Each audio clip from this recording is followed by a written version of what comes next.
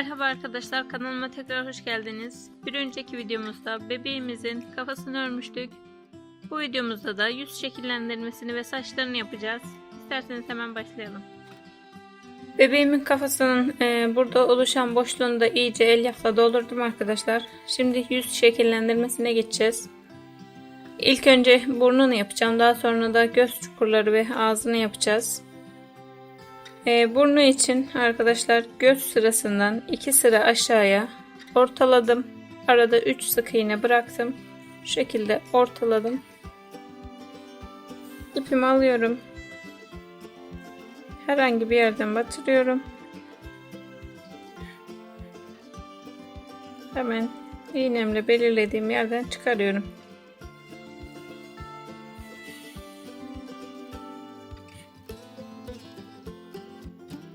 Diğer belirlediğim yere batırıyorum. İpimin olduğu yerden çıkarıyorum.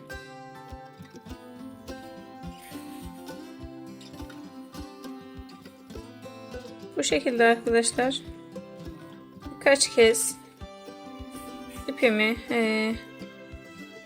dolaştırıyorum bu şekilde ve bebeğimin burnunu oluşturuyorum.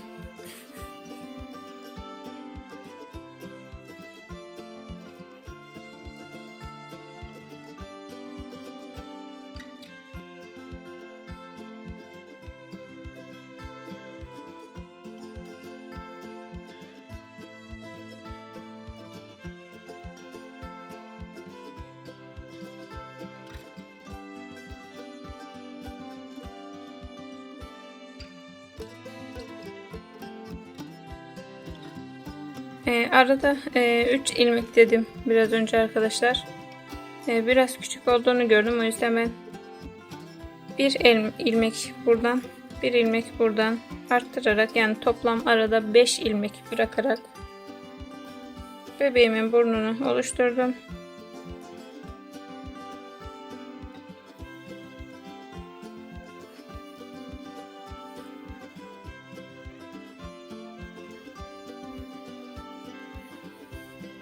Son olarak da ipimi batırıp herhangi bir yerden çıkarıyorum.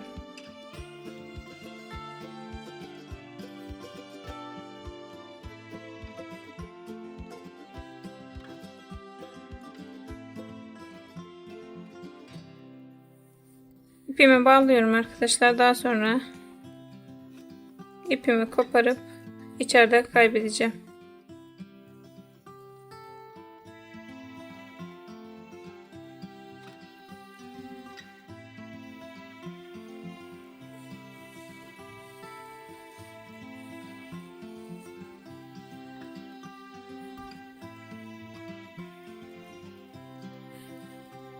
Bu iplerimi içeride kaybedeceğim şimdi arkadaşlar. Bunun için tığımı herhangi bir yerden batırıyorum. İpimin olduğu yerden aynı ilmek içerisinden çıkıp ipimi alıyorum ve içeri çekiyorum. Bu şekilde tekrar diğerinde içeriye alıyorum ve iplerimi kaybediyorum. Bu şekilde bebeğimin burnunu oluşturdum arkadaşlar. Şimdi göz çukurları ve ağzına geçeceğiz. Göz ve ağız çukurlarına geçiyoruz şimdi arkadaşlar. Ağız yerlerini belirledim ben. Şöyle burundan hemen 4 sıra aşağıya iniyorum. Burun hizasından şöyle uç kısmından 4 sıra aşağıya indim. 2 ilmek yana kayıp iğnemle belirledim. Yine aynı şekilde diğer tarafa da burun hizasından uç kısmından şöyle aşağıya 4 sıra indim ve 2 ilmek yana atlayarak diğer tarafa da iğnemle belirledim. Şimdi iğneme ipimi taktım. Bu alt kısımdan şu şekilde iğnemi batırıyorum.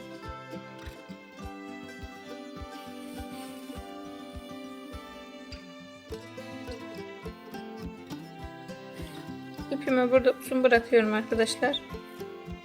Tekrar aynı yerden batırıp şöyle göstereyim. Hemen gözün tam orta kısmından şöyle uçtan çıkarıyorum.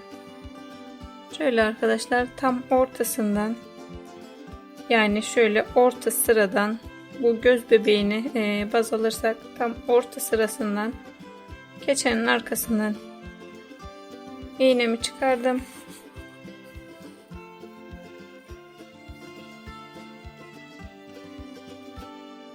Şöyle aynı sıraya keçenin hemen uç kısmından iğnemi batırıyorum.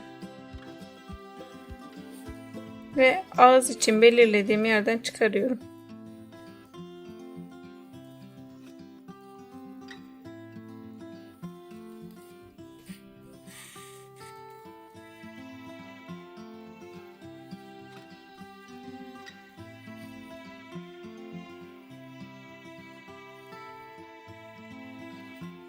Hemen arkadaşlar şöyle bir ilmek yanından batırıyorum. İpimi çıkardım. Şurası ipimi çıkardığım yer. Bir ilmek yanından batırdım. Hemen keçenin uç kısmından bunu batırdım. Aynı sıradan tarafından çıkarıyorum.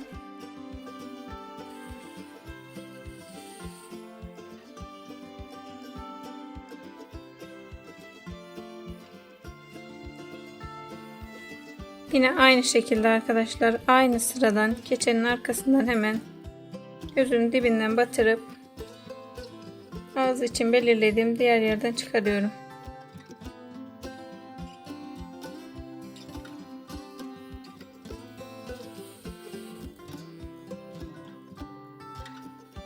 Tekrar bir ilmek yana batırıp ipimi alttan çıkarıyorum.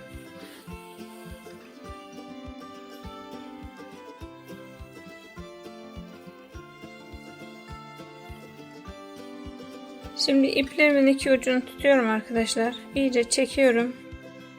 Çektiğim zaman burada çukurluk oluşuyor. Gördüğünüz gibi. Diğerini de aynı şekilde çekiyorum. Düzeltme yaparak çekerseniz daha iyi bir görüntü alırsınız. Şöyle ağız çukuru ve göz çukurlarını oluşturuyorum. İyice sıkıca çekip ipimi bağlıyorum.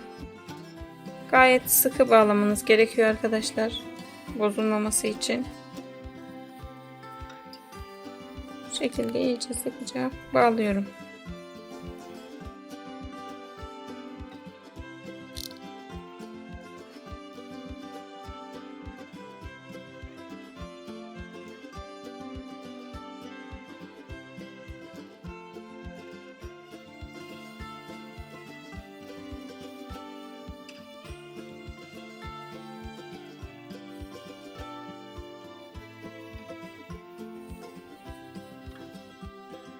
İplerimi sıkı bir şekilde bağladım arkadaşlar.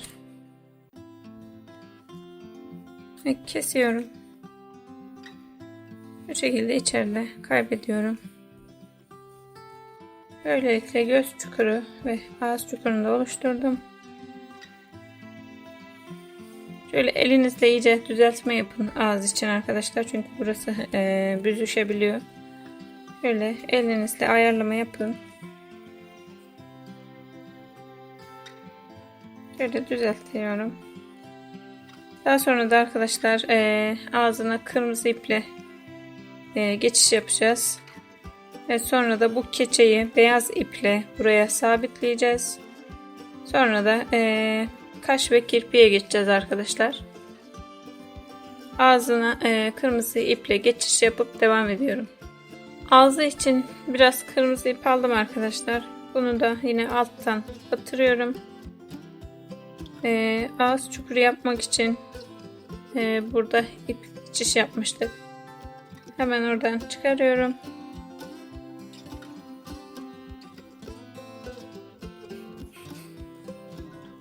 Yine ipimin ucu burada kalıyor. Diğer geçiş yaptığım yere batırıyorum ve alttan çıkarıyorum.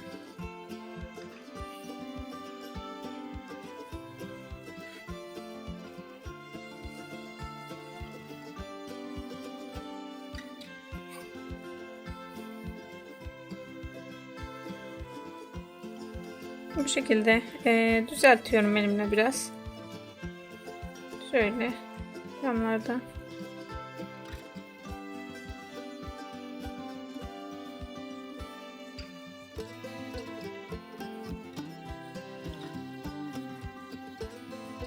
Düzeltip alttan sıkıca bağlıyorum.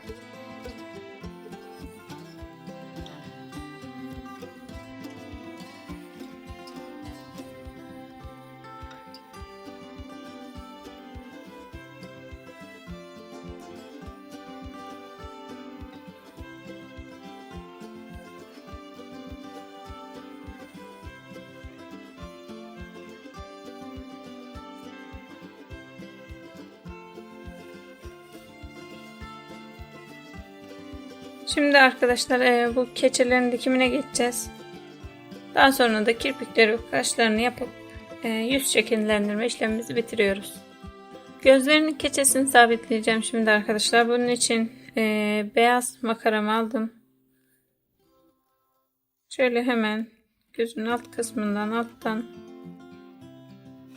iğnemi batırıyorum.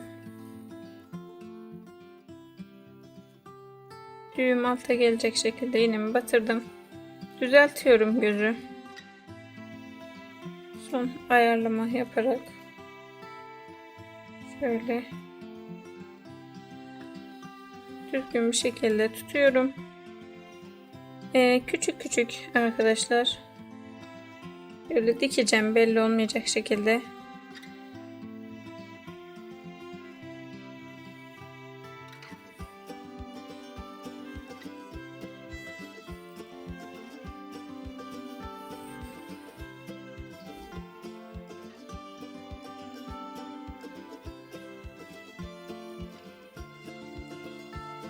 Bu şekilde arkadaşlar küçük küçük tutturarak keçeyi buraya sabitleyeceğim.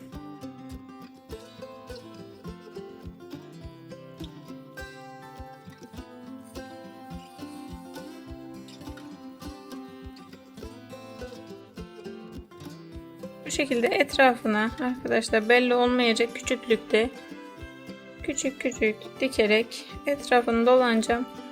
Diğerini de aynı şekilde sabitleyip daha sonra kaş ve kirpiğe geçeceğiz.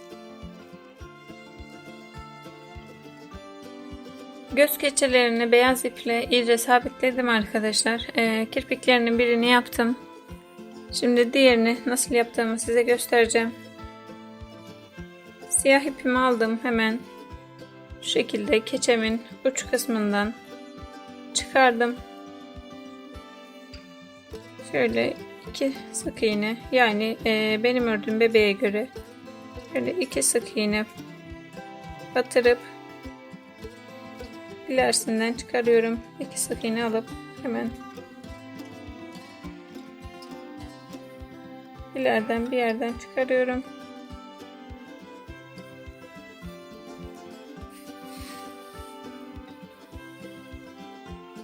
Şu şekilde ileriden çıkardım. Tekrar ipimin ucuna geliyorum, yani batırdığım yere geliyorum. Şu şekilde batırıp yine 2 sık iğne ileriden çıkarıyorum.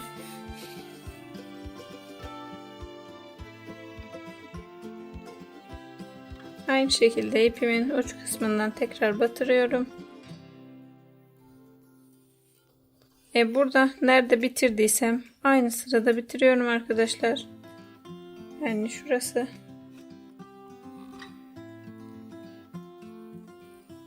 Hemen keçemin dibinden aynı sıradan çıkarıyorum.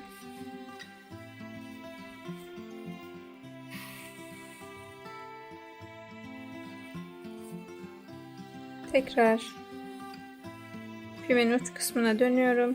Batırıp aynı yerden çıkardım.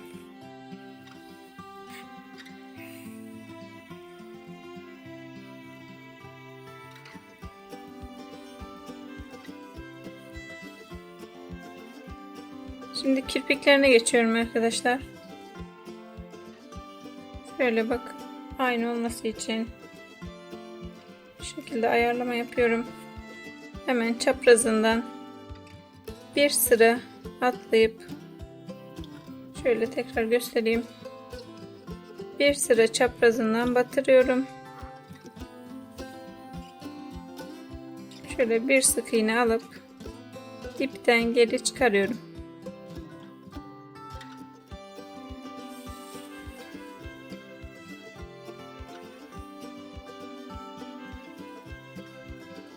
Burayı da yine aynı şekilde arkadaşlar, diğeriyle aynı yapmaya özen göstererek bir sık iğne atlayıp batıyorum.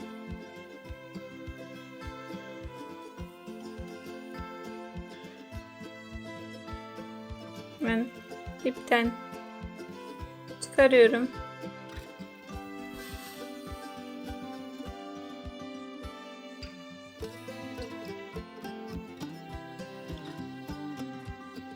Üçüncü kirpiğimde yine aynı şekilde, yani arkadaşlar şöyle bir sık iğne atlıyorum. Batıp hemen keçimin uç kısmından çıkarıyorum. Bu kirpik arasını siz kendiniz ayarlayabilirsiniz. İstediğiniz sıklıkta ya da seyreklikte yapabilirsiniz. Şöyle bir sık iğne alarak keçimin dibinden çıkarıyorum tekrar.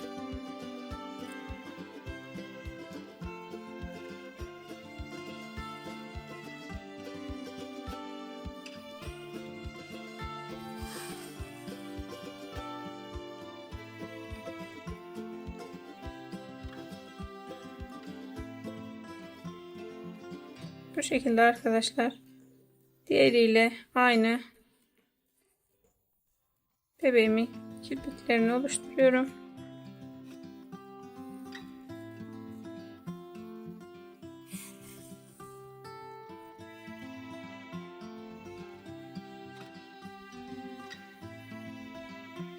Son kirpiği de batıp herhangi bir yerden çıkarıyorum.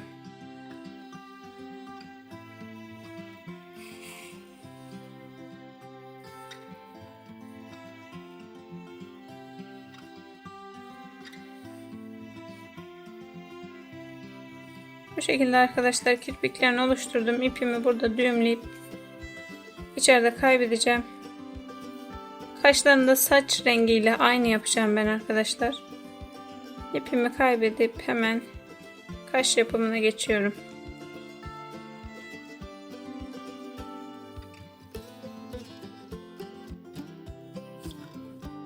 Kaş yapımına geçiyorum şimdi arkadaşlar. Saçları yapacağım ipten. Aynı renkte ip aldım. Biraz elimle çekiştirerek sündürdüm incelmesi için. Hemen herhangi bir yerden batırıyorum. Bu kirpiklerden 3 sıra yukarıya sayıyorum. Şöyle şurası 3 sıra yukarıya saydım. Şöyle göstereyim. Hemen ilk yaptığım kirpiğin uç kısmından 3 sıra kirpiklerin bittiği yerden, şuradan yani 3 sıra yukarıdan çıkardım.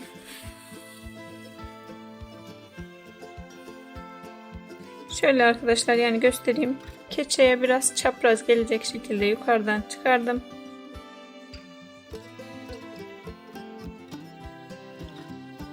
Hemen şu göz bebeğini hiza alarak bir sıra yukarıya çıkıyorum. Şöyle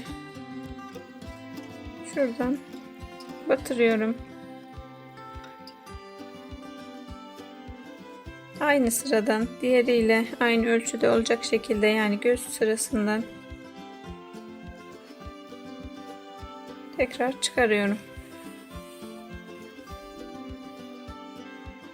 Şu şekilde arkadaşlar kaşlarını oluşturuyorum. Bunu da aynı şekilde yine keçeye çapraz gelecek şekilde diğeriyle ilk battığım sıraya batırıyorum. Herhangi bir yerden çıkarıp ipimi içeride kaybediyorum. Bu kaş yapma işleminde arkadaşlar sizin zevkinize bağlı. İsterseniz farklı bir şekilde verebilirsiniz ya da isterseniz daha küçük de yapabilirsiniz. Yani sıraları kendiniz gözünüze güzel göründüğü şekilde ayarlayarak yapabilirsiniz. Bu şekilde kaşlarını da oluşturdum. Şimdi ipimi bağlayıp içeride kaybediyorum.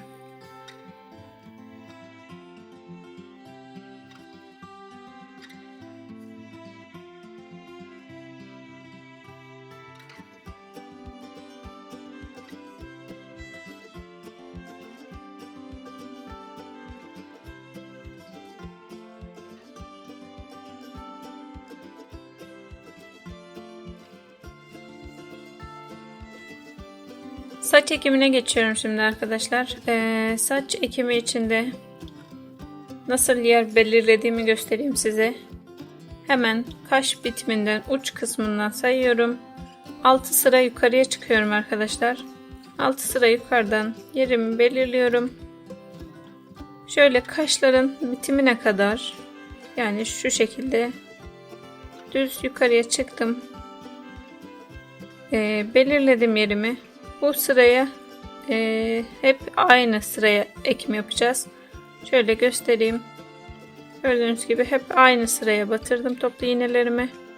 Şöyle aynı sıraya ekim yapacağız. Yani buradaki düzlüğü kaşlara göre ayarlıyoruz arkadaşlar. Bu kaş bitiminden buraya kadar hep aynı sıraya ekim yapacağız. Daha sonra kaşlardan 6 ya da 7, bu sizin isteğinize bağlı. 6 sık iğne yana geliyorum. Yani sayarak 1, 2, 3, 4, 5 ve 6. 6 sık iğne yana gelip belirliyorum. Diğerini de aynı şekilde 6 sık iğne yana belirliyorum. Bu düz geldiğimiz kısımdan bu 6 sık iğne gelene kadar buraya çapraz belirliyorum. Yine aynı şekilde çapraz iniyorum aşağıya arkadaşlar. Ense içinde göz keçenin alt kısmından aynı sıraya batıyorum. Ensesi için yani şöyle şu şekilde aşağıya indim. Göz hizasına kadar, göz kısmının alt hizasına kadar çapraz iniyorum. Buraya iğnemi batırıp bu şekilde düz ilerliyorum burada da arkadaşlar ense için. Tekrar yine göz hizasından düz kısmı bırakarak yukarı çapraz bir şekilde çıkacağım. Şimdi nasıl yaptığımı uygulamalı olarak göstereceğim. O zaman daha iyi anlayacaksınız. Hemen bir defter alıyorum. Saçları hangi uzunlukta yapacaksam o boyutlara uygun defterimi alıyorum. İpimi de alıyorum. Bu şekilde defterimin etrafına ipimi sarıyorum.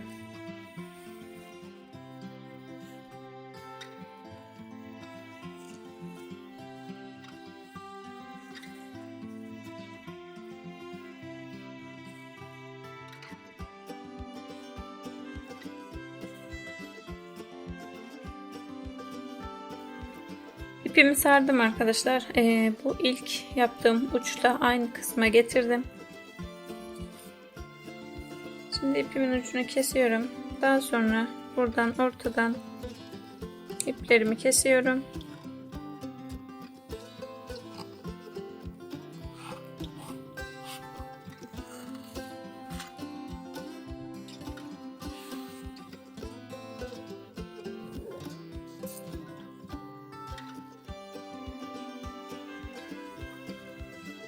İplerimi kestim arkadaşlar. Şimdi nasıl ekim yaptığımı göstereceğim.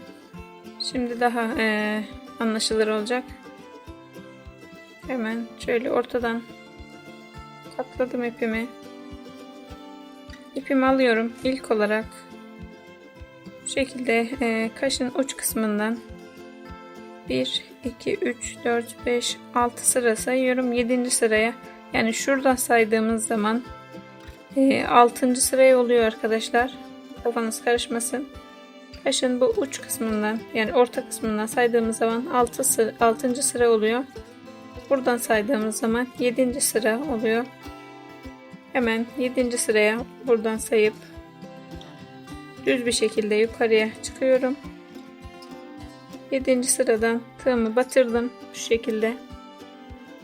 Hemen bir üst sıradan çıkarıyorum. İpimi buradan içeriye alıyorum. Bu şekilde ortasından geçirip düğüm atıyorum. Bu şekilde saç ekimini yapıyorum arkadaşlar. Devam ediyorum. Yine ipimi ortadan katlayıp alıyorum.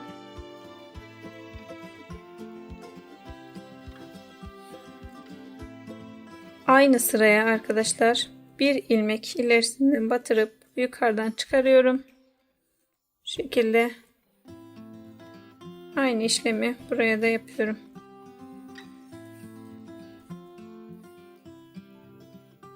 Yine aynı sıradan batırıyorum. Bir üstten çıkarıyorum.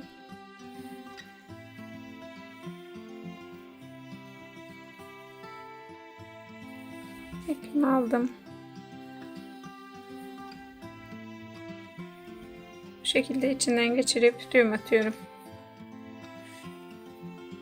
Bu sırayı arkadaşlar bu şekilde hep aynı sıraya olarak diğer kaş hizasına gelene kadar, yani bu kaş bitimi hizasına gelene kadar hep bu aynı sıraya saç ekimi yapıyoruz.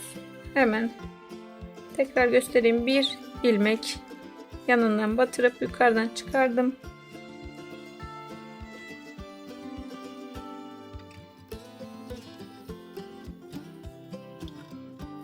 Ve buraya saç ekimi yap. Bu şekilde devam ediyorum arkadaşlar. Aynı sıraya diğer kaş hizasına gelene kadar aynı sıraya saç ekimi yapıyorum. Bebeğimin saçlarının ön kısmını kaşları hizalayarak arkadaşlar, yani kaşların sırasında aynı sıraya ekimini yaptım. Yanlara geçiyorum şimdi. Yanlarda da Zeynep bebekte gösterdiğimden farklı bir teknik kullanacağım arkadaşlar. Bunun için hemen tığımı alıyorum. Bu bitirdiğim yerden batırıyorum. Şöyle göstereyim. Şurası düz olarak geldiğim sıra hemen buradan batırıp çapraz bir şekilde aşağıdan çıkarıyorum. Bu şekilde tığımı çıkarıp ipimi buradan içeri alıp düğüm yapıyorum.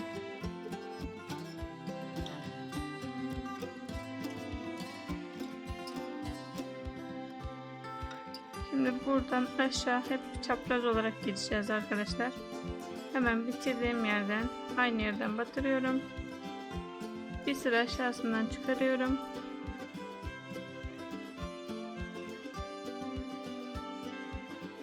Ve buraya saç ekimi yapıyorum.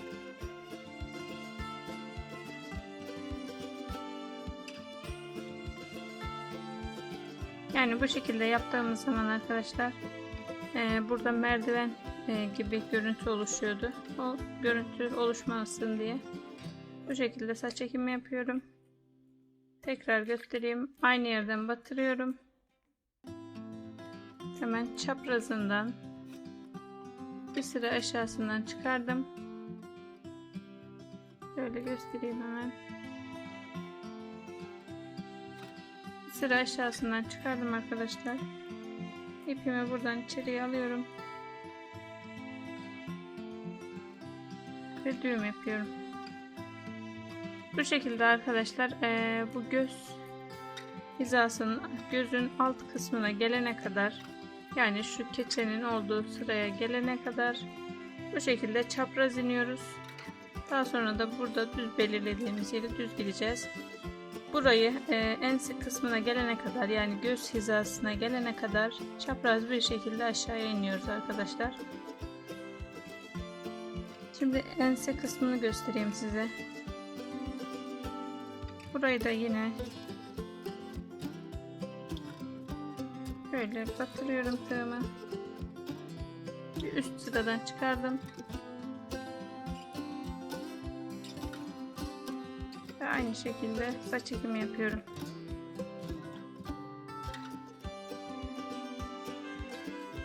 Hemen bir yanındakinden batırıp yukarıdan çıkarıyorum.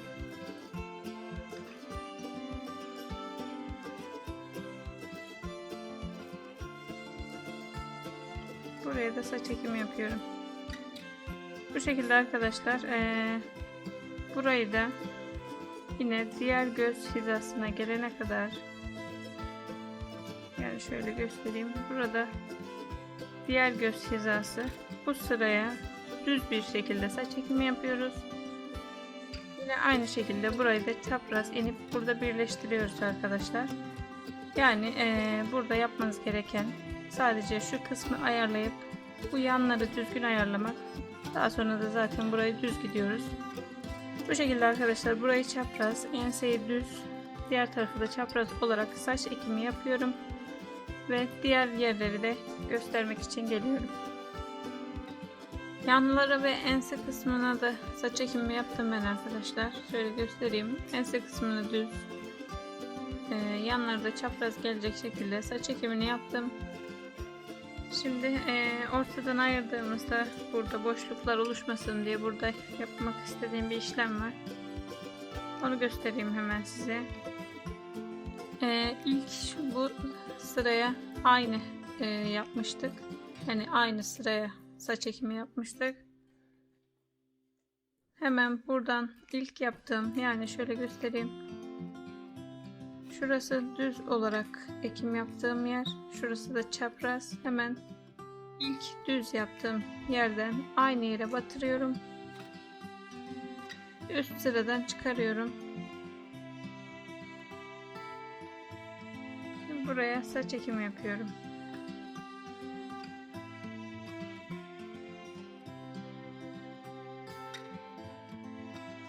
Tekrar arkadaşlar bir yandakine aynı yerden batırıp bir üst sıradan çıkardım. Buraya saç ekimi yapıyorum.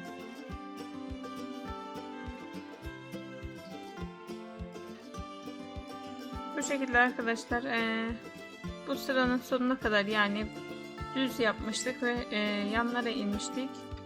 Bu düz yaptığımız saçların hepsine bu şekilde aynı yerden batıp yukarıdan çıkarıyorum. Aynı şekilde bu sırayı sonuna kadar devam ettiriyorum.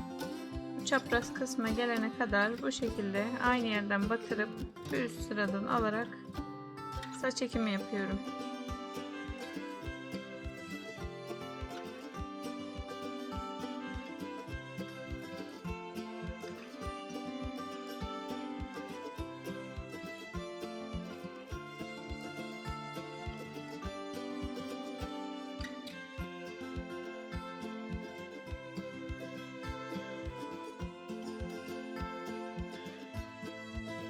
Alım kısmını da tamamladım arkadaşlar.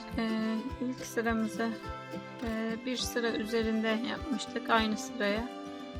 Diğerinde aynı şekilde aynı sıra üzerinden yaptım. Şu şekilde göstereyim. Devam ediyorum. Şimdi ortadan ayırıyorum saçları. Şu şekilde alım kısmını ayırıyorum.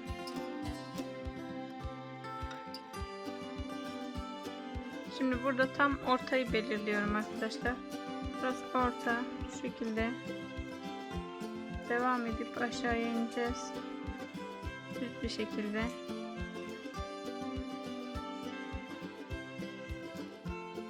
Yani bu saçları ortadan ayırdığımızda kötü görüntü oluşmaması için burada bir işlem yapıyoruz. Hemen bunu da yapıyorum. Saçları ortadan ayırdım.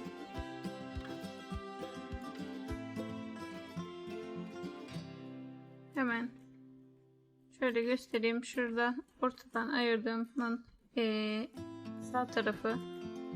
Bunun sağ taraftaki ilk ilmeğin hemen bir sonrakine batırıyorum. Şöyle. Geçtim kamera. Şöyle batırdım.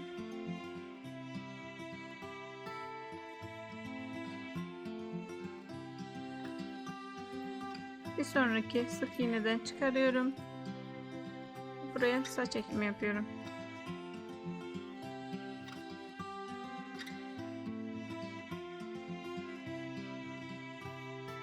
Devam ediyorum arkadaşlar. Hemen yandan bir sonraki sık iğneden batırıp bir üst sıradan çıkarıyorum.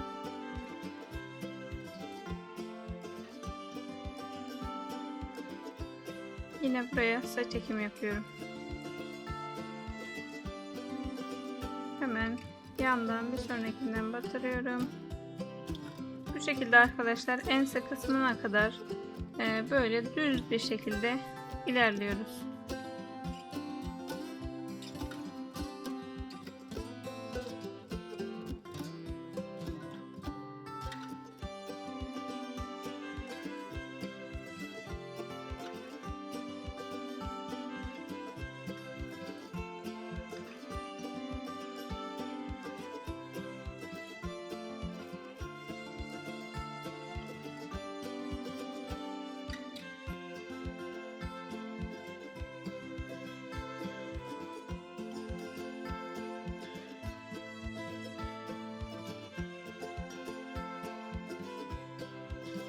Bu ortadan ayırdığım kısmı enseye kadar indirdim arkadaşlar.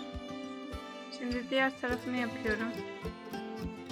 Bunun için de hemen bir sonraki sık iğnemden batırıyorum ve aynı yerden çıkarıyorum.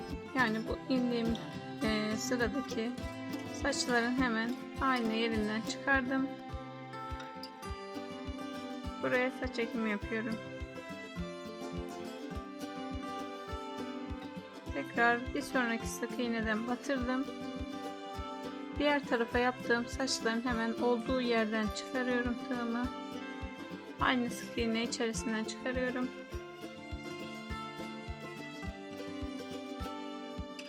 Ve buraya saç ekimi yapıyorum. Tekrar göstereyim arkadaşlar. Bir sonraki sık iğneden batırıyorum. Diğer tarafa yaptığım saçların olduğu yerden tığımı çıkarıyorum. Ve buraya saç ekimi yapıyorum. Bu şekilde arkadaşlar. Yine ense kısmına gelene kadar bu şekilde devam ediyorum. Karşılıklı olarak enseye kadar bu sırayı da tamamladım arkadaşlar. Şimdi bu yanlardaki boşluklara geçiyoruz.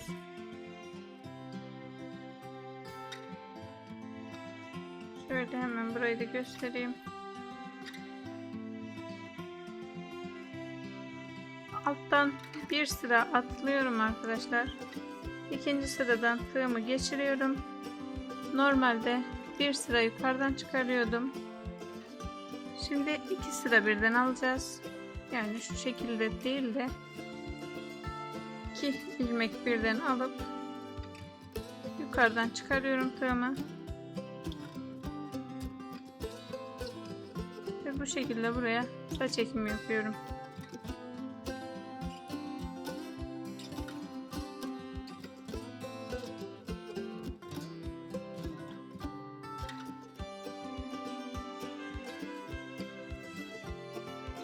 Hemen yanından bir sık iğne atlıyorum arkadaşlar. İkinciden tığımı batırıyorum.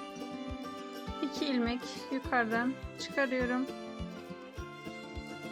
Ve saç ekimi yapıyorum. Bu şekilde arkadaşlar sadece nasıl yaptığımı göstereceğim sizlere. Yani bu kaçıncı sıralara dikim yaptığımızı. Bu şekilde devam ediyorum arkadaşlar. Bir sıra atlıyorum. Bir sık iğne atlıyorum. İkinci sık iğnemden tığımı batırıp 2 ilmek yukarıdan çıkarıp saç ekimi yapıyorum buraya bu şekilde. Yukarıya da geçiyorum. Yine aynı şekilde arkadaşlar. Saç ekimi yaptığım yerden bir sıra yukarıya atlayıp tığımı batırıyorum. 2 ilmek birden alıp şu şekilde saç ekimi yapıyorum. Bu şekilde yukarıya doğru arkadaşlar burayı tamamen tamamlıyoruz. Diğer tarafı da aynı şekilde alttan bir sıra atlayıp ikinci sıradan tığımı batırıp 2 ilmek birden alıp saç ekimi yapıyorum. Bu şekilde de buradaki boşlukları dolduruyoruz arkadaşlar. Bittiğinde de düzeltme yapın. Aralarda eğer boşluk görünüyorsa oralara sonradan da saç ekimi yapabilirsiniz. Bu şekilde arkadaşlar bu sıralarımı da tamamlayıp devam ediyorum. Saç ekimini tamamladım ben arkadaşlar. Şöyle göstereyim. Şu şekilde boşluklara gösterdiğim şekilde saç ekimi yaptım. Ve bitirdim. Son olarak arkadaşlar saçları düzeltip bu ense kısmında uzun olan kısmı keseceğim. Yani çok değil, sadece şöyle tuttuğumda burada görüntü biraz çirkinleşiyor saçlarda. O yüzden bunları birazcık şöyle uçtan düzelteceğim. Daha sonra da dikime geçeceğim. Bu videomuzda bebeğimizin yüz şekillendirmesini ve saçlarını yaptık arkadaşlar. Bir sonraki videoda birleştirmesini ve eteğini yapacağız. Bir sonraki videoda görüşmek üzere. Hoşça kalın.